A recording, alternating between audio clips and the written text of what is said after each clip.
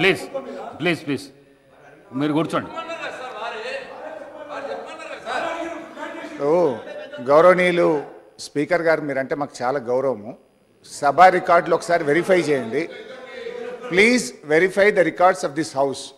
ఆ రోజు 5గురు శాసనసభ్యులే కాంగ్రెస్ పార్టీకి ఇక్కడ ఉన్నా, బట్టి గారు గవర్నర్ ప్రసంగం మీద మాట్లాడినాక మళ్ళీ శ్రీధర్ బాబు గారు లేచి మైక్ అడిగితే కూడా క్లారిఫికేషన్లో 10 నిమిషాలు శ్రీధర్ బాబు గారికి ఇచ్చాం. అంటే ఆ రోజు నేను కూడా శాసనసభ వ్యవహారాల మంత్రిగా పనిచేశాను, వారు కూడా పనిచేసినారు. We're so democratic, we're so democratic.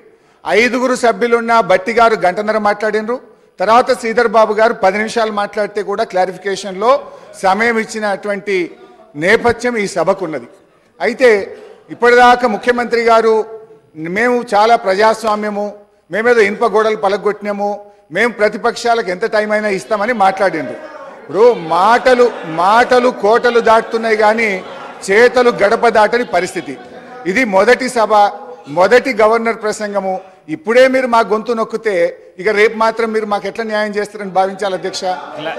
గౌరవనీయులు ముఖ్యమంత్రి గారు చాలా విషయాలను స్లీపింగ్ రిమార్క్స్ చేశారు.